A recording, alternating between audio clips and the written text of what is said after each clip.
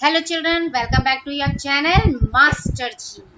तो chapter 1 9th class हमारा था the story of village Palampur. इसमें हमने पहली 2 वीडियो में पढ़ लिया है कि पालमपुर एक इमेजिनरी विलेज है और जहाँ पर फार्मिंग क्या है, मेन एक्टिविटी है, और दूसरी भी एक्टिविटीज़ हैं जैसे नॉन फार्मिंग वाली, वो भी वहाँ पर होती है। इस तरह से हमने ये चैप्टर पढ़ा था। और हमारे प्रोडक्शन को ऑर्गेनाइज करने के लिए ऑर्गेनाइजेशन ऑफ प्रोडक्शन, ये मेन एम जो होता है हमारे गुड्स और सर्विसेज को प्रोडक्ट करने का, प्रोड्यूस करने का, वो होता है जिनको हमें ज़रूरत होती है, जिनकी हमें ज़रूरत होती है, उससे ही हमारा क्या होता है, प्रोडक्शन होता है। उसी ज़रूरत के हिसाब से ही प्रोडक्शन किया जाता है। और ये प्रोडक्शन करने के लिए क्या हमें 4 चीज़ों की ज़रूरत होती है। सबसे पहले लैंड, लेबर, फिजिकल कैपिटल और ह्यूमन कैपिटल। ये चारों के ऊपर ही हमारा प्रोडक्शन डिपेंड करता है। फिर फार्मिंग और नॉन फार्मिंग हमने पहले ही पढ़ा कि उधर फार्मिंग मेन एक्टिविटी है लेकिन नॉन फार्मिंग भी होती है। तो जब फार्मिंग मेन एक्टिविटी है तो फार्मिंग के बारे में हम पहले पढ़ते हैं कि फार्मिंग इन पालमपुर। तो हमने ये भी इसके पहले वीडियो में पढ़ चुका है कि वहाँ पर लैंड क्या है, फिक्स्ड है। लैंड क्या है, इतने सालों में कुछ भी बढ़ी नहीं है और ना बढ़ती है, बल्कि घट जाती है, क्योंकि पॉपुलेशन बढ़ती है, लोगों की इच्छाएं बढ़ती हैं। आप मॉडर्न ज़माना आता है ना। पुराने समय में खेती कितनी बड़ा एरिया था, अब धीरे धीरे वो एरिया क्या होता जाता है, जैसे लोग घर भी बना लेते हैं, कुछ फैक्ट्रीज बना लेते हैं और कुछ हाईवेज वगैरह बन जाते हैं। तो इस तरह से जो हमारी कृषि वाली लैंड होती है वो क्या हो जाती है, कम हो जाती है। तो लैंड भी हमारे पास क्या है, फिक्स है। उसके बाद क्या होता है बेटा कि अधिक हम उतने ही लैंड में हम और अधिक पैदावार कर सकते हैं, फसल और उगा सकते हैं। पहले क्या होता था कि ज़्यादा फसल नहीं होती थी, क्योंकि क्या करते थे, पुराना जो ट्रेडिशनल सिस्टम होता था वो यूज़ किया जाता था, है ना। चाहे कैसे भी हो, खाद गोबर की लगाई जाती थी और बीज वगैरह वो भी ट्रेडिशनली यूज़ किए जाते थे। तो इस तरह से हमारा क्या था, इरिगेशन जो वो इरिगेशन भी थोड़ा कम था, क्योंकि भाई पानी रहट वगैरह से निकाल के लाना पड़ता था, कुएं से निकालना पड़ता था, है ना। लेकिन जब अब क्या हुआ, 1960 के आखिर में आते आते इंट्रोड्यूस कराया गया, सरकार ने ग्रीन रेवोल्यूशन जब हुआ तो उसमें इंट्रोड्यूस कराया गया HYVs। ठीक है, ये क्या होता है, high yielding varieties of seeds. इसमें चावल और गेहूं की high yielding variety of seeds दी गई, जो कि ट्रेडिशनल के कंपेयर में बहुत ही अच्छी थी। जिससे क्या हुआ कि एक सिंगल प्लांट से बहुत ज़्यादा अमाउंट पे ग्रेन होने लगा। ठीक है, उसी जितना एरिया था, जितनी जमीन थी, उसी में और ज्यादा चीजें और ज्यादा खेती होने लग गई। यानी कि जो खेती पहले ट्रेडिशनल सिस्टम से की जाती थी उसमें क्या 1300 kg हो पाता था, और अब जब HYV सीड यूज करने लगे तो उसी जमीन पर 3200 kg पर हेक्टेयर अनाज होने लगा। और ये चीजें सबसे पहले पंजाब, हरियाणा और कहाँ पर किया गया, हमारे पश्चिम उत्तर प्रदेश में ये चीज़ें पहले लागू की गई। तो यहाँ पर किसानों को बहुत ज़्यादा फायदा मिला, बहुत गेहूं की पैदावार बहुत ज़्यादा बढ़ी। लेकिन इसका एक ड्रॉबैक भी था बेटा कि विल द लैंड सस्टेन। इससे क्या था कि नेचुरल जो रिसोर्सेज थे उससे हमारी ज़मीन क्या थी, खराब नहीं हो रही थी, है ना। जो खाद वगैरह यूज करते थे उससे जमीन खराब नहीं हो रही थी। हालांकि फसल उतनी नहीं होती थी लेकिन उसकी जो जमीन की फर्टिलिटी थी वो बनी रहती थी। और अब जो केमिकल फर्टिलाइजर्स यूज करने लगे उससे क्या होता है, हमारा पानी भी ज्यादा लगता है। ट्यूबवेल से पानी लेते हैं और कहाँ से आता है, अंडरग्राउंड वाटर होता है। तो अंडरग्राउंड वाटर का लेवल भी कम होने लगा और जमीन की फर्टिलिटी भी कम होने लगी। क्योंकि ज्यादा केमिकल यूज करने लगे कि ज्यादा से ज्यादा हम फसलें उगाएं, क्योंकि ज्यादा फसल उगती थी तो घर का जितना यूज करने के लिए अनाज था वो रख लेते थे और सारा बेच देते थे, तो उन्हें दोनों तरफ से प्रॉफिट हो रहा था। लेकिन एक बार जब ये हमारी ग्राउंड वाटर या नेचुरल जो रिसोर्सेज होते हैं वो खत्म हो जाते हैं, तो उन्हें रीस्टोर करने में बेटा बहुत टाइम लगता है और बहुत मुश्किल से होता है। इसलिए ये क्या होने लगा, ये हमारा एक ड्रॉबैक आ गया। अब इस वीडियो में पढ़ते हैं पॉइंट नंबर 4। पॉइंट नंबर 4 है, क्या पालमपुर में जो है जो लैंड डिस्ट्रीब्यूशन है, पालमपुर के जो फार्मर्स हैं उनके बीच में लैंड डिस्ट्रीब्यूशन जो है वो किस प्रकार का है ना। How is land distributed between the farmers of Palampur. तो इसमें हमने देखा कि अब हमने ये तो जान लिया खेती के लिए भूमि कितनी इम्पोर्टेंट है ना। अब दुर्भाग्यवश अनफॉर्चुनेटली जो खेतों में काम में लगे सभी लोगों के पास खेती के लिए पूरी पर्याप्त भूमि नहीं है। अब पालमपुर में कितनी फैमिलीज थी, 450 फैमिलीज थी। 450 फैमिलीज में लगभग 1/3 यानी कि 150 जो फैमिलीज हैं वो क्या है, उनके पास खेती करने के लिए भूमि नहीं है। और ये ज्यादातर कैसे लोग हैं, दलित है ना, एससीज जो हैं, इनके पास खेती करने के लिए फैमिलीज नहीं है।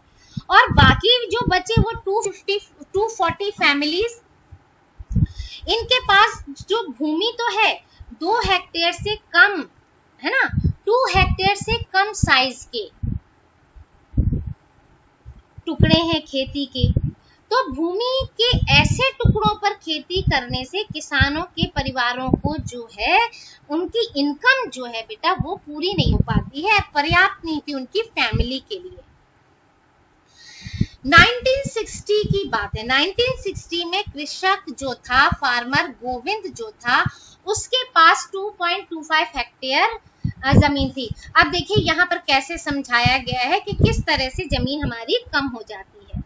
अब इस स्टोरी से आपको पता चलेगा कैसे होती है।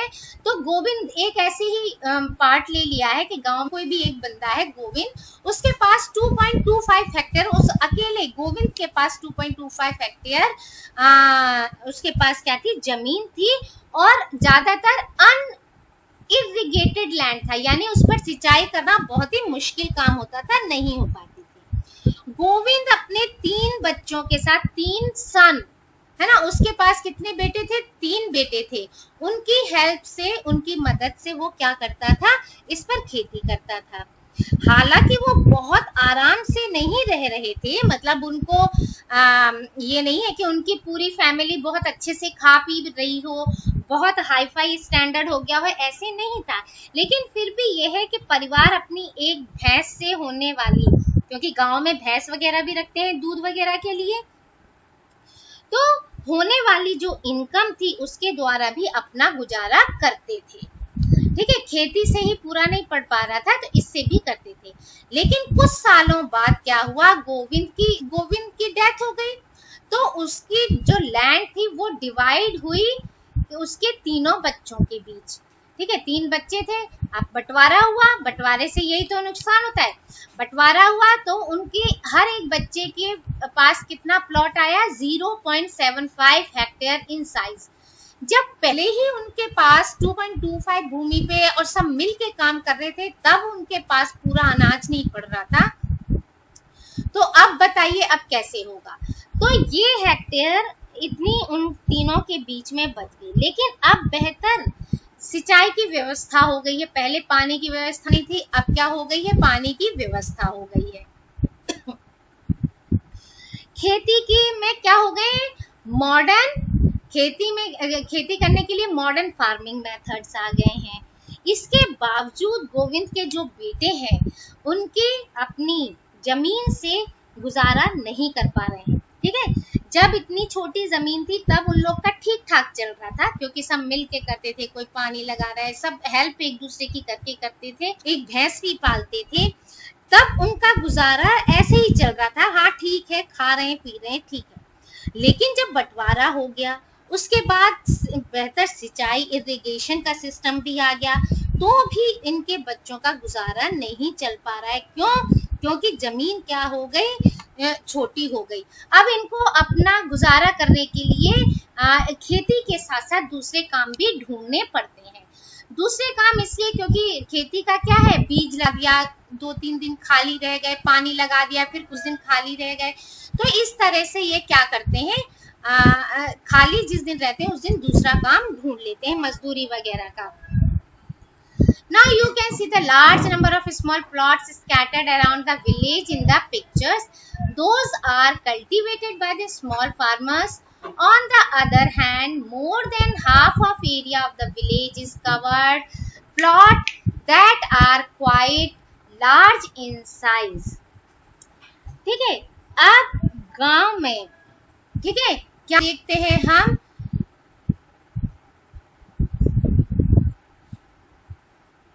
अब हम देखते हैं कि large number of small plots scattered around the village in the picture.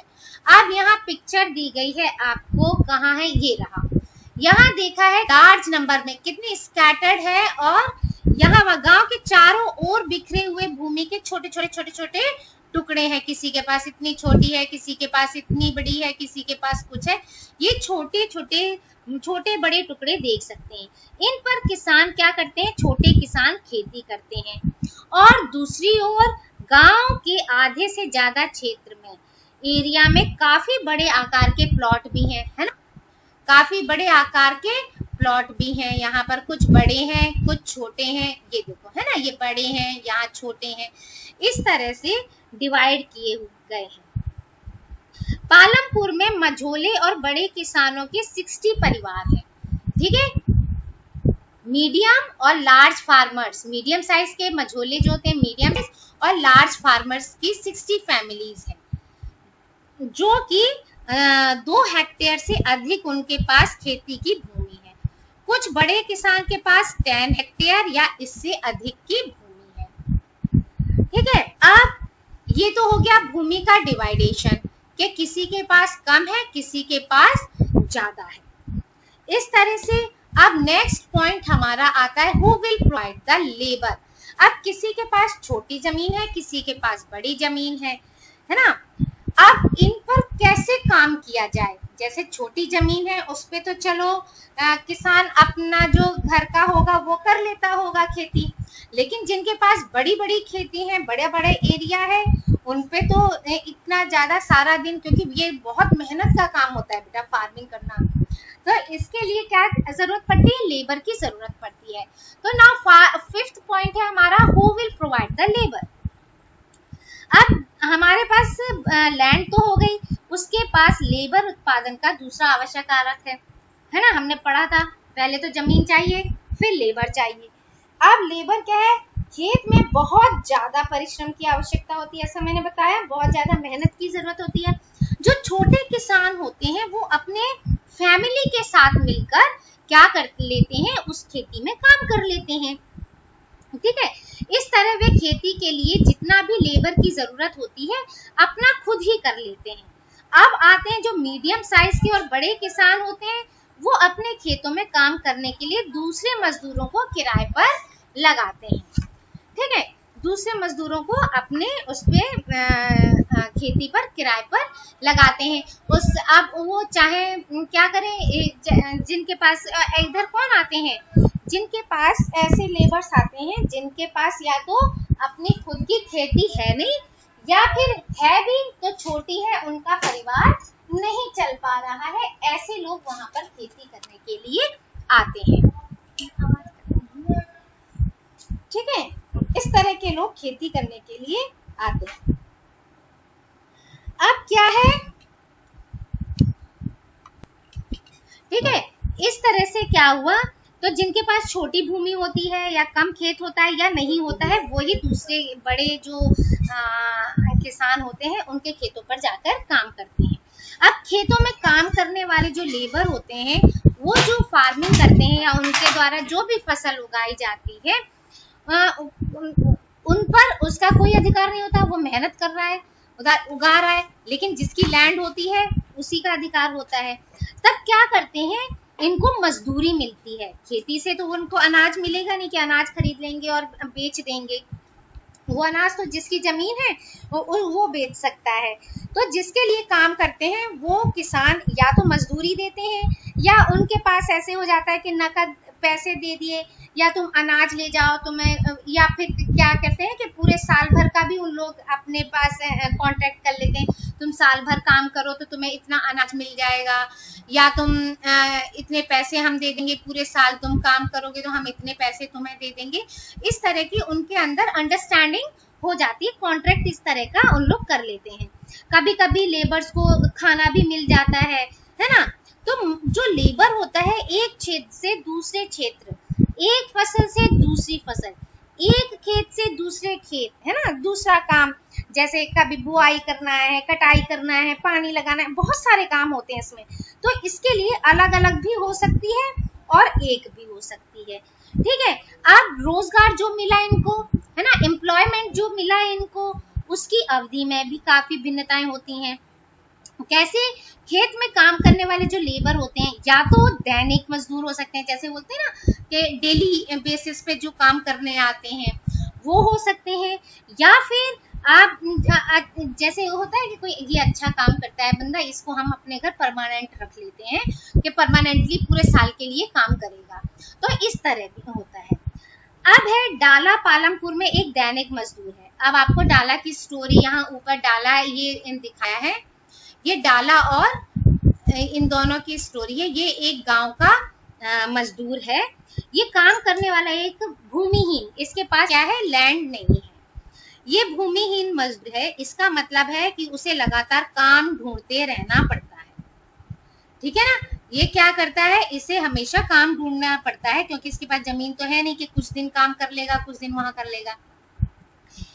इसका मतलब है कि उसे लगातार काम ढूंढने के कारण क्या करता है, डेली बेसिस पे काम करता है। अब सरकार क्या है, खेतों में काम करने वाले, जो खेत में काम करने वाले मजदूर होते हैं, सरकार ने 2011 अप्रैल के अकॉर्डिंग 115 रुपए इनका कम से कम इतना तो देना ही है। कोई बंदा ज्यादा दे रहा है उनको इनकम तो बहुत अच्छी बात है, लेकिन 115 से कम नहीं देगा, सरकार ने ये फिक्स कर दिया है। ठीक है, सरकार ने ये फिक्स कर दिया है कि इतने से ज्यादा, इतने से कम नहीं देना है, इतने से ज्यादा ही देना है। लेकिन इसमें ये पुराना दिया हुआ है, 60 पर डे लिखा हुआ है, लेकिन 2011 के अकॉर्डिंग 115 रुपए है। लेकिन डाला को कितने मिलते हैं, 80 रुपए के लगभग मिलते हैं, है ना। न्यू बुक में आप देखिएगा बेटा, यहाँ ये पुराना बुक है इसीलिए 35 to 40 और यहाँ 60 पर डे लिखा हुआ है, लेकिन 2011 के अकॉर्डिंग 115 रुपीज है। अब इतने क्यों मिलते हैं उसे, पालमपुर में क्या होता है, पालमपुर में जो ये लेबर्स है ना, ये बहुत ज्यादा कंपटीशन है वहां पर। मतलब एक तो सबके पास रोजगार नहीं है, इसीलिए लोग क्या करते हैं कि भाई आज का ही काम चल जाए हमारा, हम कम लेबर में, हम कम पैसों में ही काम कर लेंगे। इसीलिए क्या होते हैं कि जैसे आज किसी ने मांगा कि 115 रुपए सरकार ने कहा है, तो बोला ठीक है, तो दूसरा आ जाएगा, नहीं बाबूजी मैं तो 100 रुपए में ही काम कर लूंगा, तो वो क्या करेगा, 115 क्यों देगा, 15 रुपए अपना बचाएगा। तो इसलिए ठीक है, इस तरह से वो लोग एग्री हो जाते हैं कम मजदूरी लेने पे। अब डाला ने कंप्लेन की अपने ही ऐसी जैसी काम करने वाली एक और लेबर रामकली से। डाला और रामकली दोनों ही क्या है, पुअरेस्ट पीपल है उस गांव के। अब आता है नेक्स्ट हमारा कि the capital needed in farming. ठीक है, खेतों के लिए आवश्यक पूंजी।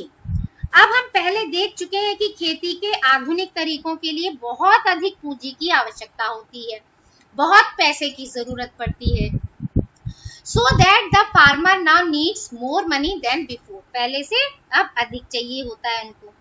अब अधिकांश जो छोटे किसान होते हैं बेटा, उनको जो पूंजी की व्यवस्था करने के लिए क्या करना पड़ता है, कभी कभी पैसा उधार भी लेना पड़ता है, बोरो करना पड़ता है। ठीक है, अब ये क्या करते हैं, बड़े किसान से या गांव के साहूकार वगैरह जो होते हैं, उनसे ये क्या कर लेते हैं, बहुत उस पे कर्ज ले लेते हैं, व्यापारियों से कर्ज लेते हैं और ये कर्ज लेते हैं ब्याज पर, वो क्योंकि वो भी अपना फायदा देखते हैं। तो ये किस पर लेते हैं, इंटरेस्ट पर कर्ज लेते हैं। और ऐसे कर्ज पर ब्याज की दर क्या होती है, बहुत ऊंची होती चली जाती है और कर्ज चुकाने के लिए उन्हें बहुत मुसीबतों का सामना करना पड़ता है। अब यहाँ देखो एक सविता की कहानी बताई गई है। सविता जो है एक बहुत ही छोटे किसान है, स्मॉल फार्मर है। अब वह अपनी 1 हेक्टेयर की जमीन पर क्या करना चाहती है कि मैं गेहूं लगा लूं, इस पे गेहूं पैदा करने की योजना बनाती है। अब बीज और फर्टिलाइजर है ना, बीज, फर्टिलाइजर, पेस्टिसाइड, ये सारी चीजें उसे और पानी, ये सब चीज खरीदने के लिए, खेतों के औजारों की मरम्मत करवाने के लिए, इन सब चीज के लिए उसे चाहिए पैसे, पैसों की जरूरत होगी। अब उसका अनुमान है कि जो ये पूंजी है, जो ये पैसा है, वर्किंग कैपिटल है, इसके रूप में उसे कम से कम कितने 3000 रुपए चाहिए। उसने हिसाब किताब जिस तरह से लगाया, लेकिन उसके पास पैसा तो है नहीं 3000 रुपए। इसलिए वह क्या करती है, एक बड़े किसान तेजपाल से कर्ज लेने का सोचती है कि मैं उससे कर्ज ले लूं। अब वो कर्ज लेने के लिए 24% की दर पर 4 महीने के लिए कर्ज देने को तैयार होता है। ठीक है, वो क्या कहता है, मैं 4 महीने के लिए कर्ज देने को तैयार हूँ और तुम ले सकते हो कर्ज 24% फॉर 4 मंथ्स। अब ये तो इतना ज्यादा है, बहुत ऊंची दर है। अब सविता को यह भी वचन देना पड़ता है कि वह कटाई के मौसम में उसके खेतों में एक श्रमिक के रूप में 35 रुपए रोज काम करेगी। मतलब अपने खेत में तो करेगी और उसके खेत में भी करेगी। उससे पैसा भी ले लिया, 24% की ब्याज भी लगा रहा है वो, और सिर्फ 35 रुपए डेली काम करेगी वो उसके खेत पर और 35 रुपए उससे वो देगा मजदूरी। अब हम कह सकते हैं ना, वह मजदूरी कितनी कम है, 35 रुपए तो बहुत कम हुई, लेकिन वो जानती है कि अपने खेत की कटाई पूरी करने में बहुत मेहनत करनी पड़ेगी। उसके बाद तेजपाल के खेतों में भी काम करना होगा। कटाई का समय बहुत बिजी समय होता है, भाई सारा दिन लगना पड़ता है। फिर 3 बच्चों की माँ के रूप में उस पर घर के काम की भी जिम्मेदारी है। तो सविता इन कठोर शर्तों को मानने के लिए तैयार हो जाती है, फिर भी, क्योंकि उसे मालूम है कि छोटे किसानों को कर्ज मिलना बहुत कठिन है। वो इतनी कड़ी मेहनत करने को तैयार है। अब छोटे किसान के विपरीत, अब छोटे किसान का तो हमने सोच लिया कितनी इनकी लाइफ कितनी कठिन है। अब इनके अलावा मीडियम और लार्ज फार्मर जो होते हैं, इनकी अपनी खुद की बचत होती है, क्योंकि इनके बड़े खेत होते हैं, है ना, फैमिली छोटी होती है, खेत बड़े होते हैं, अपनी फैमिली के अकॉर्डिंग बचा लिया और उसके बाद क्या करते हैं, जो और अनाज होता है वो बाजार में, मार्केट में बेच देते हैं और वो अपने पास बैंक में या अपने पास सेफली जमा कर लेते हैं। अब जब दोबारा उनका आता है तो ये सारी चीजें खरीदने के लिए उनके पास क्या होती है, मनी होती है। ठीक है, अब इसके बाद आता है आपका नेक्स्ट 7th हमारा आता है अधिशेष कृषि उत्पादों की बिक्री। ये क्या होता है, sale of surplus farm products. मान लीजिए कि किसान जो है उन्होंने उत्पादन के तीनों कारकों का प्रयोग कर अपनी भूमि में गेहूं पैदा कर लिया, है ना, लैंड, लेबर और ये पूंजी वगैरह लगा के गेहूं की कटाई की जाती है। ठीक है, गेहूं क्या किए जाते हैं, हार्वेस्ट से कटाई की जाती है। जब उसका पूरा काम हो जाता है, उनका प्रोडक्शन पूरा हो जाता है तो उनकी कटाई की जाती है। अब किसान गेहूं का क्या करते हैं, वे अपने परिवार का जितना यूज कर सकते हैं, जितना कंजप्शन है उनके परिवार का, कि हम 10 क्विंटल, 1 क्विंटल, 2 क्विंटल, जितना भी खाने का, या वो पूरे साल भर का सोच के रख लेते हैं कि हमारा इतना यूज हो जाएगा। ठीक है, तो वो उसको अपने घर में रख लेते हैं और जितना बचता है, जो बचा गेहूं, उसे बेच देते हैं। अब सविता और गोविंद जो है, उनके बेटों जैसे छोटे किसान के पास तो बहुत कम गेहूं होता है, क्योंकि उनका कुल उत्पादन ही बहुत कम होता है, क्योंकि उनके पास जमीन ही बहुत छोटी है। और फिर परिवार इनके बड़े बड़े होते हैं, तो परिवार की आवश्यकताओं के लिए बहुत बड़ा भाग वो क्या करते हैं, अपने घर में रख लेते हैं खाने पीने के लिए, और थोड़ा बहुत भाग बचता है तो इतना हो नहीं पाता कि वो बेच पाए और अच्छी कीमत मिल जाए। इसलिए जो ये मीडियम साइज और लार्ज फार्मर होते हैं, बड़े फार्मर होते हैं, ये बाजार में क्या करते हैं, गेहूं की पूर्ति करते हैं, यही सप्लाई करते हैं ज्यादा गेहूं की। ठीक है, अब गेहूं से लदी बाजार जाती बैलगाड़ियां, अच्छा हम देख सकते हैं उसमें बाजार में व्यापारी गेहूं खरीदकर उसे आगे कस्बों में और कस्बे से शहर में दुकानदारों को बेचते हैं। इस तरह सभी अपना अपना प्रॉफिट निकालते हैं। अब एक बड़ा किसान जो होता है वो क्या करता है, जैसे तेजपाल है, तेजपाल सिंह को अपनी पूरी भूमि का 350 क्विंटल अधिशेष यानी इतना क्विंटल जो है गेहूं प्राप्त होता है। अपने अतिरिक्त गेहूं को वो रायगंज के बाजार में बेच देता है। ठीक है, इससे क्या होती है, उसको अच्छी कमाई हुई। अब तेजपाल सिंह इस कमाई का क्या करेगा, आप बता सकते हो। अब पिछले साल तेजपाल सिंह ने अधिकांश पैसा क्या किया, बैंक के पास अपने खाते में जमा कर दिया।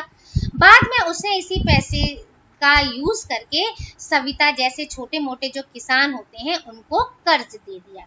अब कर्ज दिया, देखो कैसे कमा रहा है, अपना खेती क्योंकि ज्यादा थी, उसकी लैंड ज्यादा थी, अपने परिवार के लिए बचाया, उसके बाद बाजार में बेचा, बेचकर पैसा क्या किया उसने, बैंक में जमा किया।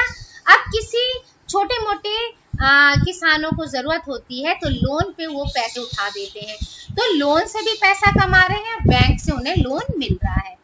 इस तरह से ये लोग क्या करते हैं, अपने पैसे को बचाते हैं। उसने बचत का उपयोग क्या किया, अगले मौसम में जब खेती आएगी तो उसकी जो भी चीजें उसको जरूरत होंगी व्यवस्था करनी होगी। अब जैसे मशीनरी तो उसके पास रहती है, वो खराब नहीं होती, लेकिन बीज है, खाद है, इसे खरीदने के लिए तो उसे पैसे की जरूरत पड़ेगी, तो वो इन बैंक से निकाल के इनसे खरीद लेते हैं। अब इस वर्ष तेजपाल सिंह बचत के पैसों से एक और ट्रैक्टर खरीदने की योजना बना रहा है। मतलब एक तो है उसके पास, एक और खरीद ले जिससे और अच्छी अर्निंग हो, वो और दूसरे ट्रैक्टर से उसकी जो पूंजी है, स्थिर पूंजी है, जो वो फिक्स्ड कैपिटल जो है उसका वो क्या हो, उसमें वृद्धि हो। क्योंकि जैसे एक ट्रैक्टर है, कुछ काम किया, दूसरा ट्रैक्टर है और भी सामान लाद के ले जा सकते हैं या किसी को किराए पर दे सकते हैं, तो उससे भी उसकी क्या होगी, कमाई होगी। अब तेजपाल सिंह की तरह ही दूसरे जो बड़े और मीडियम किसान होते हैं वो भी क्या करते हैं, खेती के अधिकांश कृषि उत्पादों को बेच देते हैं। अब कमाई के इस भाग को वो अगले मौसम, अगले सीजन के लिए क्या करते हैं, पूंजी की या पैसे की व्यवस्था के लिए बचा कर रखते हैं। इस तरह वे अपनी खेती के लिए मनी की व्यवस्था अपनी ही बचत से कर लेते हैं। ठीक है ना, वो अपनी से भी, इन्हें कहीं से उधार लेने की जरूरत नहीं पड़ती है। कुछ किसान बचत का उपयोग कहाँ करते हैं, पशु, ट्रक आदि खरीदने या दुकान खोलने में भी करते हैं। मतलब वो पैसा ऐसी जगह लगाते हैं जिससे कि उनको वहां से भी फायदा मिले। अब पशु जैसे गाय है, भैंस है, बैल है, ये सब चीज खरीदते हैं तो इनसे क्या होता है, गाय भैंस से तो उन्हें दूध मिल जाता है, दूध भी डेयरी पे बिकता है ना। ट्रक वगैरह खरीदते हैं तो ट्रक वगैरह भी उधार पे या चला देते हैं।